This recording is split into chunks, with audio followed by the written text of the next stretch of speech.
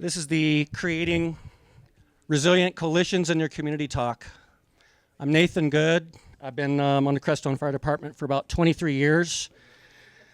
Started out studying permaculture at Greenbrier School when I was about 7. That Scott Pittman was Bill Mollison's counterpart. So it's gone back a long ways. The Comanche tribe that began in my life was from my dad's side of the family, so I don't claim any native blood. So the disclaimer here for everybody is that my opinions are just that. So I'm not trying to make any big claims here. And especially, I'm not trying to save anything, but the whale does say, save the humans, because in my opinion here as a keystone species, I believe that we have an opportunity. Mother Earth and Father Son are going to do their thing. We got a lot of amazing information here that we can share today, but mainly we want everybody to know that a couple days ago is the anniversary of 9/11, and we're taking a minute. Not a lot of people have really thought about that, so we do want to just remember all those first responders were lost in that, and that's pretty heavy duty. So we're going to start the interaction part of the talk pretty quick here, just for the fun of it. Thermodynamics, anybody boiled water in a cup that's made of paper, plastic, or foam? Yeah? Anybody tried to, the Jedi tricks? We'll start out with a little non-muggle stuff here. Curtis. Sir. Try and take that. You did it. Yeah, let's try it again. Try. Oh, you did that again. All right. So anyway, joke's good. There's do or do not, right? So that's where we're going with this. And we can either make the choices like the other panel had. You can go for it or you cannot. All right. Another question here. Get this going here. Anybody familiar with the 7 Ps? The British Army back in the day, they came up with a couple of things. All right. It's called failure to prepare. Your prior proper planning prevents piss poor performance, right? So the 7 Ps, that's what we're here about. So it is time to prepare. That is really, really important here, and we're gonna get past it.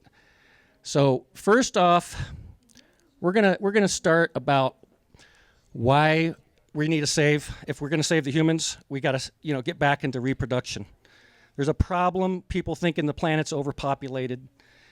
There's a problem in those areas. So I created this wheel, and this wheel is kind of a tool for me to follow through that book you have. Did the book? Everybody got a book?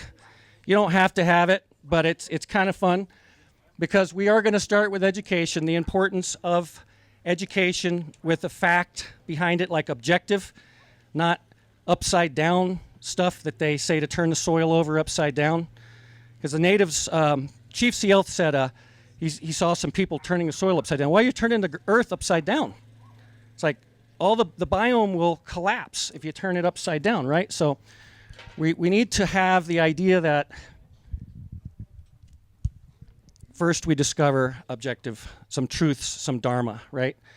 So when we get into that, the truth I'll have here today with you is I'm sharing, this is like namaste, right? I'm saying hello. In Lakesh, I'm another of you. We all breathe the same air, right? So can people agree that's a fundamental truth here? We all breathe the same air. So whether you're, blue no matter who, or you got to be dead if you're red. We're going to get rid of that. None of that shit here today. And so what we want to do is just get right into it. So why am I doing the talk? I'm doing the talk because I'm inspired from the mystery, the curiosity of what Jenny's brought to me. The idea that permaculture, the indigenous wisdom, fused with emergency management, right? Everybody wants to hate the government right now. Well, again, Hiawatha, the great peacemaker, was working with George Washington. They brought that into the Constitution. Do no harm, right? So if I'm going to be affiliated, I'll straight up and I'll say I am affiliated with the anarchists. It's do no harm. Be in freedom. If you can't live in freedom and have free speech, there's a problem, right? That's the first thing I'll run up with here now. So we're going to give the credit here to the Iroquois Nation. The the tribes, Hiawatha joined the tribes up in the Northeast, mainly in Canada and the USA, and they became known as the Six Nations. And so that's why there's a 7G in the wheel. So in 2018, we were coming up with the Energy Fair, like, why are we going to do 7G? I'm like, because I think it's a great platform. Does anybody know what the 7G philosophy stands for? Live your life in mindfulness of how it will affect the next 7 generations. Right. So before we do something, we're going to think about the actions that very action will affect not just yourself and maybe the elders, but also the future generation. So that's really the credit of this talk. The second credit is the school I came from, which is Rudolf Steiner, Scott Pittman, permaculture, kind of school in the woods. And so I'll give credit to that. If anyone here knows Carmen, they know somebody who's known me since I was 7, right? We just celebrated our 51st anniversary of knowing each other. So basically, here's the next one. All right, are you ready? Who knows the rule of 4s? Okay, well, this is like, think Knowles, National Outdoor Leadership School, stuff like that, right? So you're going to be in a resilient living. You got to think about the very first priority analysis, right? So this talk is about a priority analysis of that which is thermodynamics, right? Nothing dies. It just goes back into the system. You compost it out. We have, food next year, so we just put it back in. So if we don't get air, right, for like 4 minutes, right, then you go underside, right? They say you get composted after that. Maybe. I'm gonna change it to the rule of 5s, but we'll do the rule of 4s first. So obviously, you got 4 minutes with air. Okay, anybody got number 2? What can you not live with for 4 hours? This is a hard one. Anybody got it? Cannabis. Oh, nice one. Okay, it's actually shelter. All right, if you're getting exposed for more than 4 hours, you're a dunner. Whether it's a sun, hardcore, cold, whatever, it's exposure. All right, so you need shelter. All right. Now, number 3 is kind of an easy one, right? 4 weeks on average, you can't live without food, right? And then the next one, usually they're saying water, right? 4 days, but I know people who've gone a long ways. So, but I have a 5th one. Does anybody want to go with the 5th one? Let's call it 5 months. What happens if you're isolated for 5 months? You go a little crazy, right? Love. So I'm bringing love in for that one. So if you forget to pray and love and show gratitude, you're probably going to start shriveling up, right? So that brings us into thermodynamics, all right? So what happens if you don't feed the fire? What's that called? Entropy. No fuel in the fire. It goes out. You get whatever it is, whether it's air, water, food, shelter, however you want to line it up. So we got that one. That's always good. So we're just kind of starting this up. The National Outdoor Leadership School likes to do these little acronyms, and thanks to some of these guys who do that Knowles training. So who's number 1 here today? Who's number 1? You all are. You have to be number 1. If you can't take care of yourself, you can't take care of anybody else, right? True resiliency starts with you. So you have to be number 1. So don't give it up. Critical thinkers, they know. You got to take care of yourself. I can't, as an EMT firefighter, I can't help anybody. If I don't have food from Jenny in the crew's garden and I don't get enough kale and stuff, I have no chlorophyll in my system, I start shriveling up, right? Oh, geez, yeah. There you go. In the airplane, right? They drop the mask down, put that on first, right? Okay, so number 2, this kind of gets weird here, but we're going to go into some empathy, right? What's number 2? Going triage here. Triage, firefighters, EMTs, healthcare professionals. What's wrong with you, right? You want to help somebody? So you're number 1, you're good to go. The other, number 2, what's wrong with you? So we're going to change it. What happened to you? I don't want to make people wrong and bad and hurt and sick. So because we're going to get rid of the terminology. So we don't say I'm sick. You say I'm feeling sick, right? We want to have that realization that words are very powerful. All right. So then you got number 3. Anybody got that one? Number 3. So I'm number 1. What happened to you?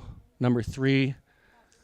Yeah, don't get on me, right? So if you're going into a situation, you don't want to help somebody out and then get hurt yourself, right? So you want to, again, kind of coming back to you, don't get on me, right? And then we're going into, obviously, number 5. Number 4 is, are there any more? So you're checking around again. You're double checking. And this, when we do the wheel here, we're going to really get into it. And that pamphlet covers all this stuff. But I want to start the talk out with something fun so we can bite on something and not just be so dry and scientific, right? So number 4, are there any more? You're looking around, all right? I'm number 1. You're number 2. Number 3, don't get on me. Number 4, are there any more? Number 5, here's the big one in triage, right? And you're walking up on scene, whether it's a permaculture thing, somebody just fell off the ladder picking apples, dead or alive, right? You got to triage. Is there a way to save this situation? Can we? Right. So in resiliency, we have to build in what's called situational awareness. So what you're doing is you're basically really tuning yourself to realizing there's a bigger picture, right? And that's what this bigger picture is a visual wheel to help you kind of, in your strategic planning. We're gonna cover real quick food, family, and safety before the incident. The incident. That could get rough. But we're going to working towards health. Is anybody familiar with an action plan, a stairway, the empathy? We're developing a ground zero here. So at ground zero when 9/11 happened, what really happened there? Horrible, right? Beyond our wildest imaginations, what happened there, ground zero. First thing we want to do is actively listen. What's going on, right? We have to do objective observation to find out what's going on. And then after number 1 of that active listening, we're going in to find empathy. We want to find out what can I attune with to find out where the solutions can lie here. And in that next one is you start a rapport, right? Start interaction with that. Is that plant sick? I saw ground zero. It got hurt. Somebody stepped on it, right? And then I'm going to actively, the plant coming down, checking it out. You're finding empathy, right? Then you're going to start a rapport with the plant. Does it need water? Does it need a stilt? Does it need a crutch? What does it need? All right? Then after we do that, we're going to do a healthy influence. We might give it some fish emulsion. We might pray on it. Do some Jo Rei, right, with the Japanese folks. And then we'll get a behavioral change because that plant felt you gave it centropy. You fed the fire of its life, right? That is very real. And there's a whole bunch of stuff we can cover, but we're not going to do everything today because my content, it can go on forever. Right? So let's get started in the education. So what did we talk about? Who's number 1? We are. You are. All right. So who is you? Who is we? What is that exactly? How do we explain that bigger picture? I'm not going to try to make a claim here, but I will say from my studies, it starts in the gut, the mitochondria, right? We have approximately 7 trillion cells in and on us. Not all of them are human, but they're amazing. And in each of those cells, there's approximately 200 mitochondria. Does anybody know what a mitochondria is? Jedis? Any Jedis in the audience? It's the engine. Thank you, Jenny. It's like a little miniature sun. Okay? And they're technically a type of bacteria, they say. But in the heart cell, they say there's approximately 5,000 cells in the heart, and they say that in that there's another 5 million population, but it's something crazy like 5,000 mitochondria just in every heart cell. It's just off the charts, right? So your heart, they talk about the heart-gut-brain connection, right? So we're going from soil to soul. This is about connecting with that earth. So how do we activate mitochondria? All right, walking barefoot on the planet, eating healthy food, hugs, dance, music, art, joy, right? When you're oxytocin, all of your amazing chemicals start flowing and you're in a good space. That's when the beauty starts occurring. Your mitochondria light up, they grow. Well, so on average, each cell should have about 200. what do they say about when you're below 50, what starts happening? Entropy. The fire is not getting fed, so you start collapsing, right? So this is serious stuff here. And we got to make it fun, because if it's too scientific and dry, who wants to stick around, right? It gets all like heavy and shit. So we're going to open it up. We'll just take a quick minute to say, okay, so what kind of pickles? Do you guys like pickles? Yeah. They're really good pickles. Now, I like to use a pickle because I don't like, as a firefighter, when I roll up on a scene or something, and I did 8 years on the ambulance here. Not so much fun, right? You roll up almost every single person you know. I don't want to be like, oh, geez, Johnny or whatever. I just want to think about, wow, that's a serious pickle. Let's get to it. So we got to do triage. We got to figure it out. Well, I changed the wheel from certain things to bring it into the whole picture so that it's like permaculture fused with the indigenous wisdom with the emergency management, and it gets a little bit sticky. So what we're going to do is we're going to bring it into personal pickles. Would anybody like to share a personal pickle? It could be as simple as just a bad experience you had, or anything you want. Does anybody want to share a pickle? If you don't, I can share a few. All right. Hey, son, how's it going? So what we got going here, we got some pickles out there, and I'll just pick one out that pops up because I'm pretty good at improv. I'll just go ahead. All right. So I had a friend who had some soft tissue cancer, and they were like, "Oh my God, I might be dying," and I'm thinking to myself, I'm like, "Wow," and they came to me and they're like, "Dude, I don't know what's going to happen." They told me I need radiation, I need all this stuff because, I'm dying and I don't want to die right now, but I'm doing all the stuff. So I didn't know what to say. I didn't know what to do. But later I found out that a lack of iodine creates a soft tissue cancer condition that a lot of people will succumb to. You need, Icelandic kelp or however you can get that iodine in. And this area here is a deficient iodine soil, okay? So the iodine that you will get from other places, like California, you live on the beach, you get a lot off the ocean. It's a wonderful thing. Other people. So you can get a lot of iodine, and that's very helpful for your health, your resilient, your mitochondria, your happy life. But what happens when you find out that something everybody told you to do prevents iodine uptake? That's a pickle.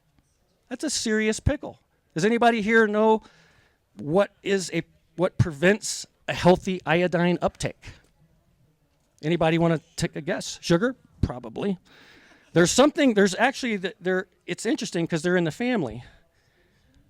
Fluorines, bromines, chlorines, it's serious. Like, oh, we're going to put fluoride in the water. Let's make the water good. For your teeth, we're going to do fluoride, right? Not so good, all right? So they figured this out in the early 70s. They started, we better put some iodine in the salt. But you don't have the right natural mineral for the uptake. Iodized salt doesn't really help, so you need different types of iodine. Right? So if you study cultures like in Japan, hardly any breast cancer in Japan, right? Yeah, well, they live on the basis island, right? So that's pretty, and they're connected to their indigenous, like small places typically have a better connection with their history. Inland states are difficult. That is correct. So when we look at that, we're getting educated about it, and then we realize education it has a lot to do with food, and in there, like, what are some other forms of food? Obviously, air, you're breathing. Yeah, I mean, almost everything's food. I consider God a food. When you pray, I feel like it's something I'm putting into myself, my intention to resonate, take my shoes off, get some of that. So that food element is so crucial. And so, obviously we got this education. We want to confirm the information, right? So one of those things about education, objective information, that it's not turned upside down, right? So recapping, it's really important that you get this. And right now, what is one of the things we all can agree upon that is turning our education upside down? The narrative that they told us, when did it start? Oh, the peasants have to get off the land, the Enclosure Act of 1773. Everybody has to get off the land. The indigenous people, get off your land. Oh, we're going to come. We don't know how to do it right. You guys don't know what you're doing. Oh, bullshit, right? So that's the first part. Now, is that system still in place? Oh, yeah. And that's still who we're listening to? Oh, you guys watch the news? I can't watch much news anymore because it's so much bullshit, right? So, but we have to bring in humor with the ethical principles, right? And we have to think about the future generation. So that's what the 7 G's for. That's why it's in the heart, right? The heart of that education, right there. So we're going to use the whole systems analysis, act or don't act based on the findings, team up with your helpful resources, and anticipate dynamic adaptation for long-term symbiotic relationships. All right, there you go. So that we'll just move on because we're, at time and all that stuff. So when we get back into the food, it's pretty obvious. Most people here are pretty conscious about what they're eating. They want to think about they eat. I don't eat perfect all the time. I'm kind of one of those guys that sometimes my son's like, let's go get a burger at 5 burgers or whatever it's called. So not perfect, right? We'll get back into the pickles later, but let's talk beef now. Anyway, we're going to consume as fresh of the vital stuff as possible. Sunshine's a food. I mean, pretty much everything you put in, right? It's all going to be in there. And as soon as we stop getting the hugs, right, that's a problem too. Those hugs, that's kind of food, right? Loving your partner or your dog or whatever it is, right? Love your garden, other life forms. So that's that. And we'll keep it moving. The family, pretty important too, right? I think of food as family too. Like when I don't have my family around, I'm like, I'm not getting fed. I'm a little bit lonely because my son went down to visit mom. So families are important, but also if we bring family back to the gut. So it really boils down to we're all connected. That's that big web. And all the greats, they talk about we're all connected. Everything is connected, right? And that's part of bringing the indigenous wisdom into this talk, because if we don't check the relationships of everything around us, we forget. And that connection, without that, you can't have true empathy, right? Because, I just want a next scene here. I'm on a short. I'm going to just keep looking at this stuff, and then you forget about the depth connections of the relationships, because then we might think they have an agenda, right? Let's get rid of the agendas and let's get back to just impromptu living and loving a little bit an anarchist method. So that family is important. We want to honor those elders. We want to empower those youth. Just practice that forgiveness and leadership. All of the people who are holding on to stuff, it's rough because then they can't move on. They're stuck in that place. And then they doesn't seem like they're continuing to live their life, whether it's a bad deal or a relationship or just I'm getting wet and cold. That sucks, right? So we want to figure out how to get to the next section. And that next section is, in my opinion, and then we'll end it on that, is that faith and that trust that we're going to get through this together. And that resilience when you have your team, your family, there is a way to get through it. And that's what everybody knows faith comes, it's phi, right? And then con is with, so with faith, confidence, right? So it's a dense faith. You're unshakable, but sometimes we have a rough moment and we need family to make a phone call, make a connection. The fire department, Craig and I, we talk to each other when we need to, because sometimes he needs to talk to me and I need to talk to him, and we're close.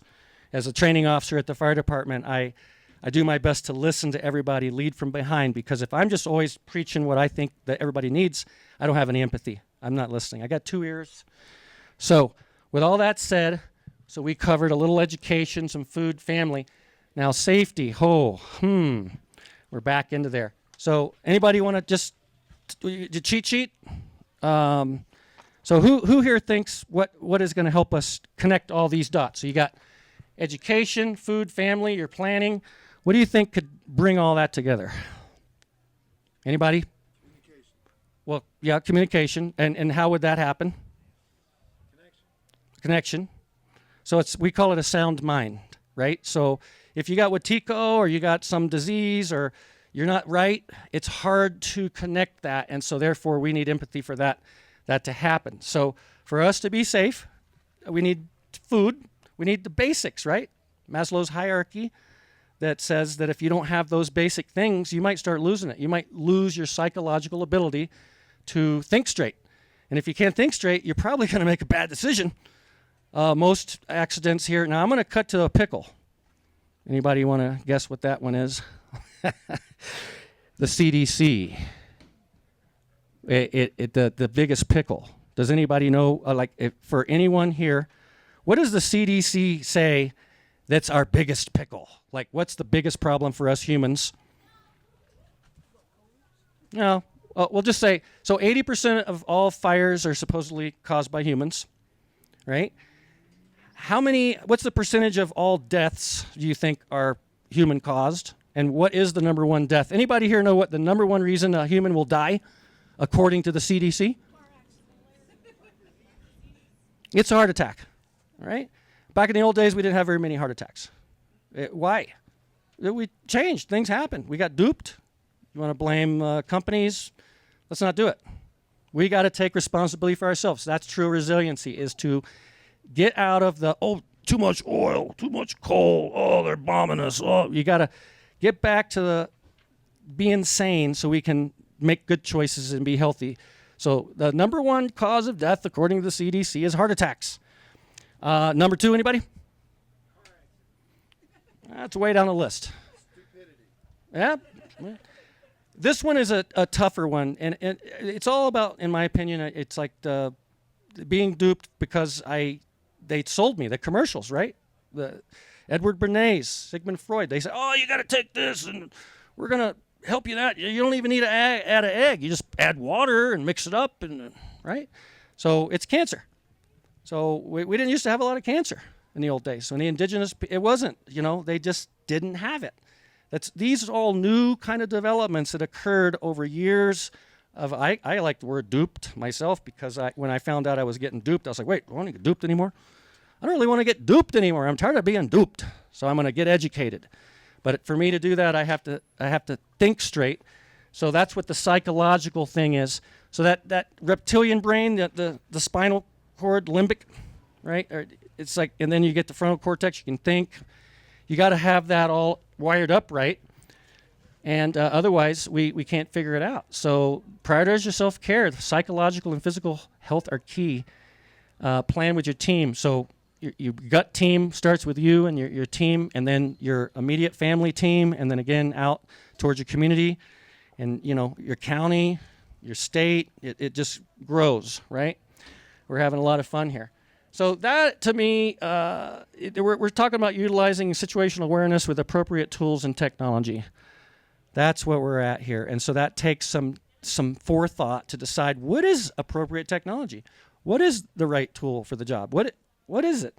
So if you just keep listening to everything else, you'll just keep following that pattern, right? And in permaculture, we want to strengthen patterns that foster life, right? The life-giving, amazing, vibrant humans that we can be.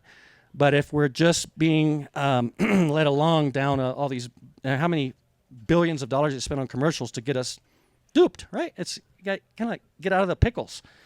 Maybe some relish, we could chop it up. But anyway, so Curtis, you brought up communication without the cheat sheet, the basics. Craig, do you want to, anybody? I mean, it has to be clear and concise, right?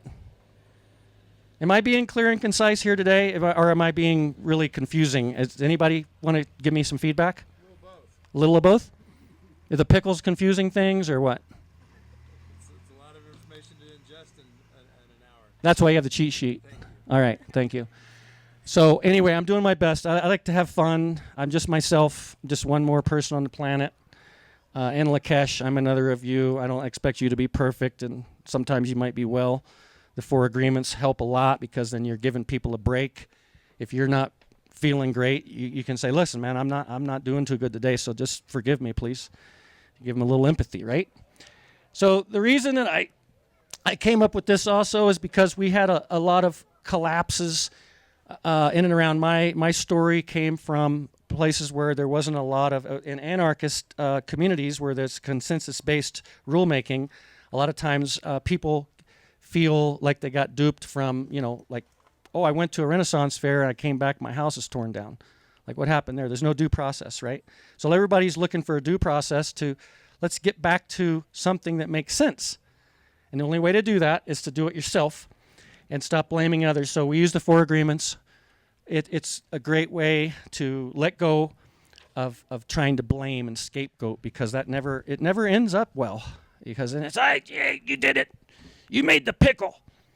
I can't make relish out of your pickles.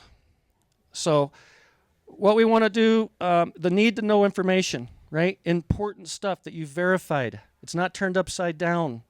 It's real, right? It's actually hitting home. And then we want to confirm that and agree together that we're going to have fun, but when there's an important bit of information, we're going to reduce the chatter like this monkey right here, because this monkey likes to chat.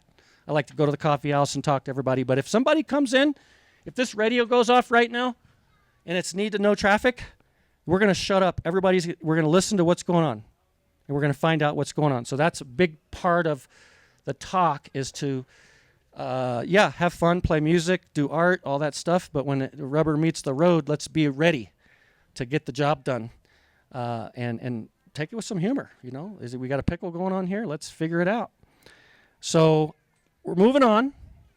So here's where things get a little bit rough, back to where we were earlier, and we will cut in a little bit to these other weird things that I printed out, because I wanted to find out what those pickles really are. What are the pickles in Colorado besides heart attacks and cancer? So here's the biggest one. So I'm gonna use this example as an incident because it touches me deeply as an EMT. And so here we are. We got planning. We've been planning our education, our food, our family, and our safety, and everything's cooking, right? Everything's great. We're having a great time. We're partying at the energy fair. Everything's going great, and then all of a sudden, the incident. All right, so what does anybody here want to share something that's really profound? I mean, I'm serious. I'll give you the microphone here. Something serious, if you want to share it.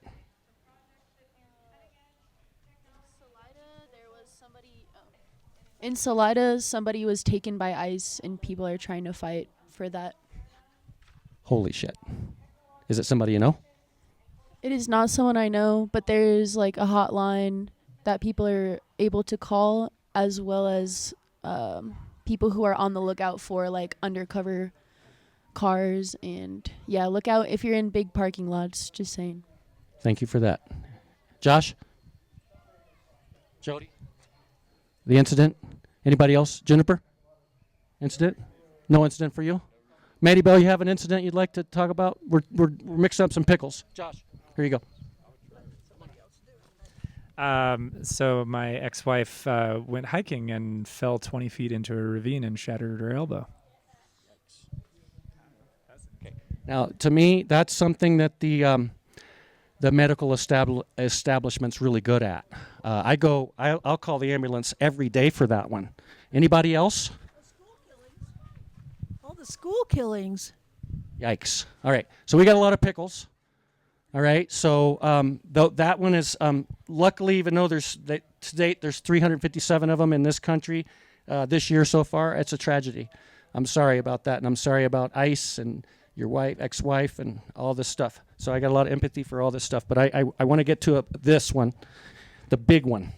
Does anybody know what the big one is? It's the third leading cause of death in the United States of America, according to the CDC and Johns Hopkins University. Johns Hopkins. Anybody want to guess? No, suicide's actually pretty long days. Well, if no one knows it, then they don't know it. All right. Nope. Diabetes is down there a little bit. Overdose is pretty far down. Yep. And this could be controversial, but we're gonna go with the headline. Okay, the headline is loneliness. We're gonna connect it, because I'm not gonna make a claim and stand on some big rock and pillar here and tell you what it is, because it's subject to interpretation. But Johns Hopkins actually did spell it out. So on the headline on CDC, if you Google it, right? AI, accidental deaths, right? So accidental deaths, you think, oh, accidents. You know, we fell off the ladder and, yeah. Well, how many of those are in the country? Well, you look for it, it's 250,000, right? So I got 800,000 heart attacks, 600,000 cancers, 250,000 accidental deaths. But then you dig a little deeper. So if you look at the headline, it's just accidental deaths. Anybody want to take a shot? What is it? No, it's accidental deaths, but it doesn't relate to car wrecks or falling off ladders. After you do, you got to deep dive into the information. We're getting back into the first areas of truth and being duped and all that shit, right? So anyway, I'm just going to cut to it. The incident is medical malpractice. And it results from, if you do the math and you look it up, it's about, oops, we gave you the wrong drug. Oops, we made a mistake here. Oops, we did that. Oh, we gave you that one. Uh-oh, we messed up. Well, at least the truth is getting out because all these doctors are finally saying, hey, we're tired of not telling the truth here. They took an oath, right? That's part of that flag right there. When everybody came in, they said, we're going to do no harm, right? Did they lie to the Native Americans? They did. They lied to the indigenous peoples of this land. They've been lying since day fricking one. Do I want to get mad about it and blame people and go, crazy? No. I'm going to get humorous about it. That's what good doctors do. Good doctors will bring humor in to process the loss because those pickles are no fun. Who wants to get depressed about all that shit, right? So that one is the big incident that happened to me, and I didn't figure this stuff out until fairly recently because I started finding out why firefighters were dying, and I wanted to find out the other causes of death. And I wanted to find out what is really hurting us as humans, right? Because the planet's going to spit us out. They have these sun cycles, these big, earthquakes and stuff. We don't need to save the planet. The whale says it right here, right? Save the humans. We're working on how to remember being a keystone species again, right? Because we're part of the planet, but somebody thought they could play God, and oh no, you could do it like this. These companies say, oh, the king said. Did the king say? Yeah, right? All the ice people, it's bullshit, right? So we got to get back to it.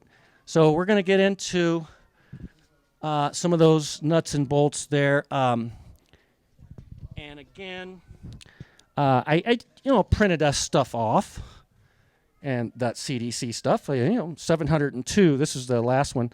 608 cancer, unintentional injuries, medical malpractice. 227,039 people.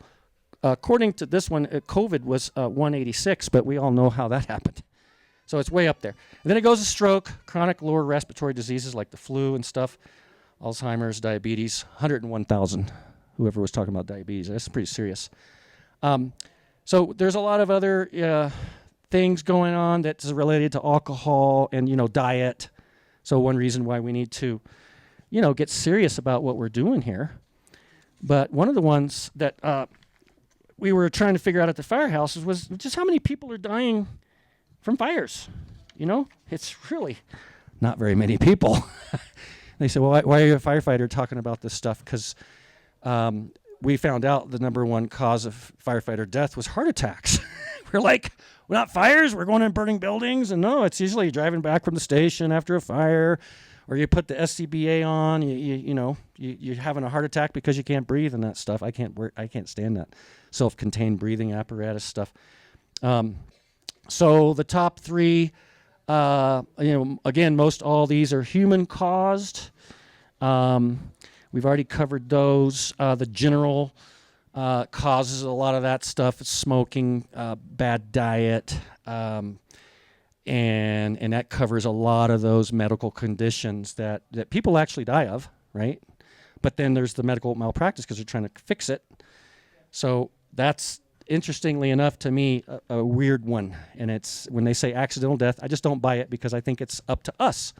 So I don't think it's an accident that I went and ate junk food. I did that. I made a choice, so I have to own it. So it's not an accident. So for them to call it accidental deaths, for me, that's an incident. That's called, in my opinion, just not thinking straight. So I need to go back over here to education, and I need to get back to food, family, and safety.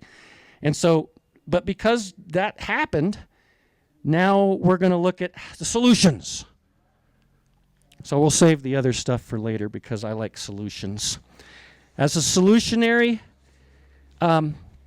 we're going to look at the things that help us bring back, and we're going to give, a little credit to the National Wildfire Coordinating Group because when these guys, they said, "Oh, we need a team of people to fight fires who understand what it means to risk your life to save the forest, to save the planet." Right? We want to fight fires. Fires are bad, right? Well, the indigenous peoples often said, "No, let's fire is part of nature. We want it to burn." But then people in the labs, they said, "Oh, but 80% are human cause, so that's not lightning, and so we need to put them out." So we kind of agreed, and a lot of great people, including Craig, myself, and a lot of other firefighters in this community, have done a lot of training to put out the fires, right? And so as a training officer at Crestone and 12 years in Nabaca, I was an engineer on the CAFS truck, went to California, worked for Arnold Schwarzenegger, governor of California, had a lot of fun over there, and I didn't know what I was getting into. But later, I realized I was very inspired about being a person who could help, especially after 9/11. I joined the fire department after 9/11 because I wanted to do something. I wanted to become a solutionary. So Craig became the fire chief.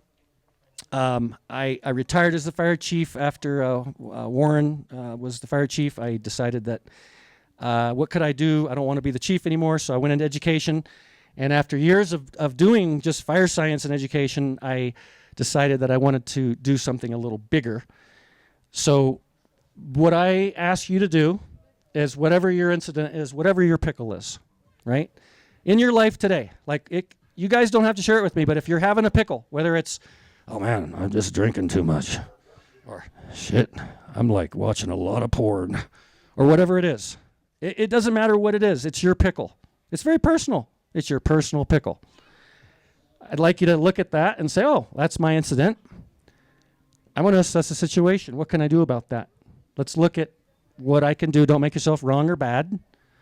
Let's prioritize some actions to deal with it, right? Let's find out what I can do after I assessed it. I want to prioritize a plan. I want to create an incident action plan for my pickle.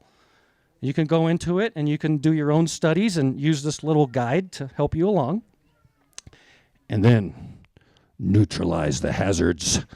I mean, come on, right? I had a situation that when Juniper was a baby, and I was praying on the creek.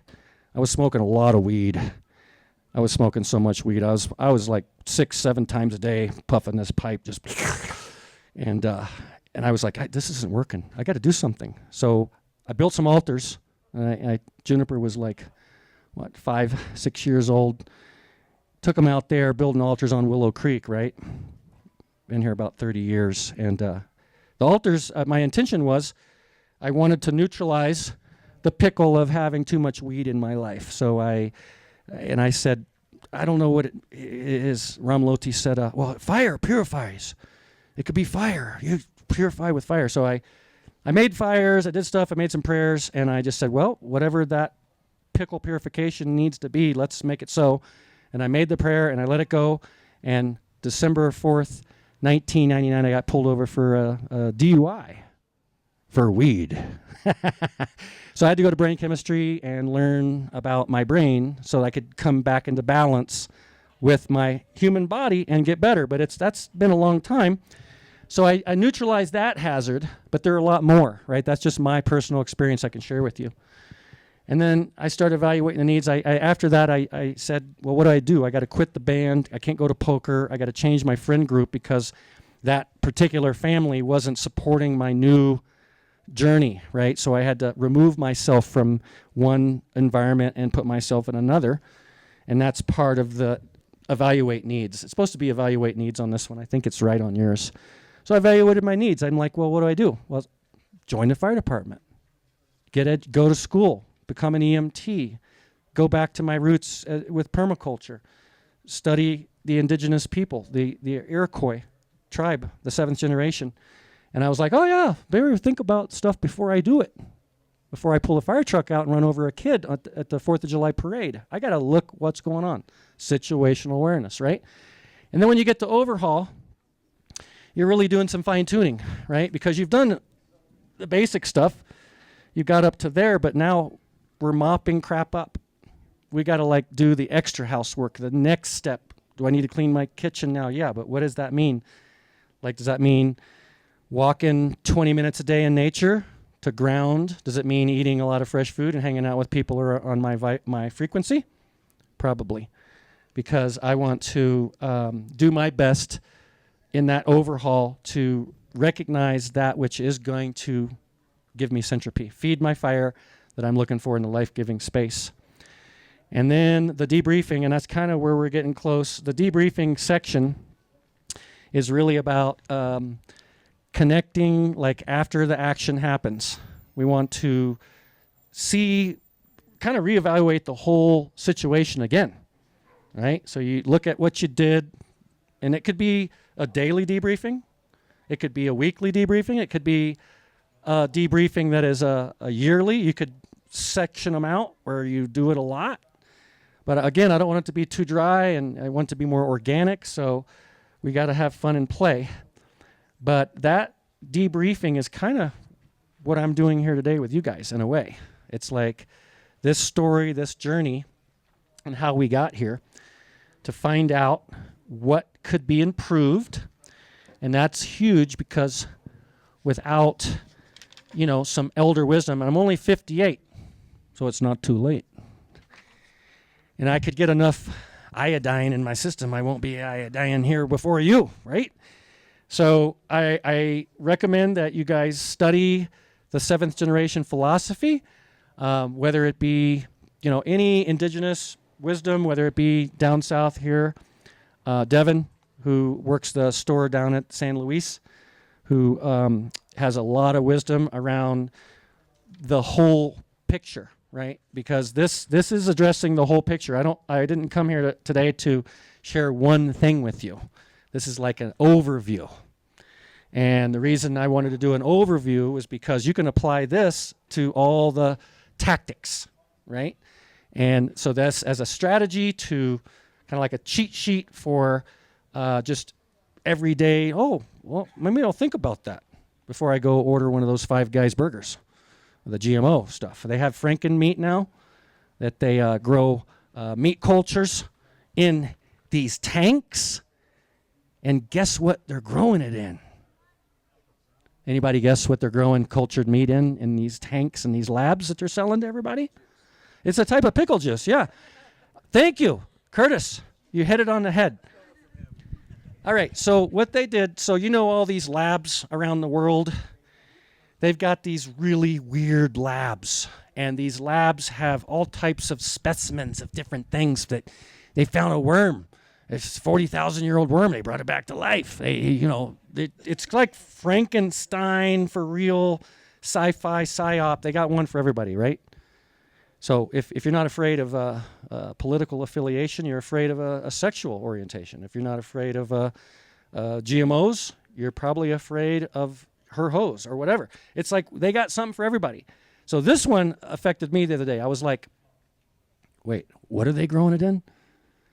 They have 2 specific cancer cells that they're growing this cultured meat in, all right? One is from a baby, that they had this baby had cancer, and they were like, oh, this baby, it's cancer. It's growing so big. The tumors are just out of control. Well, let's put that over in a jar. Might need that later. And then they had a lady who had the biggest cancer growth ever recorded, and they saved that one. And then they've been trying to, how do we grow this new cultured meat to save the planet, right? Because you can't, if everybody has a garden in their backyard, like in Russia and stuff, in these places where everybody has a garden, you can't do that, right? You can't have, did you know you can't have gardens in Nebraska? Yeah, it's illegal. You can't use your well to grow food out there. So any moment they shut it down, right? But am I going to worry about it? No. I'm going to grow pickles. I'm going to do it. So am I worried about these Franken meats? No. But I want to know about where it is. I want to know about who's trying to dupe me next. I don't want to get duped beyond that. So that's what the lookout's for. That's what the planning's for. That's what people who it's too much, they can't handle it, right? Because it's just too much. That's what I hear mostly around like feedback. Nathan, it's too much.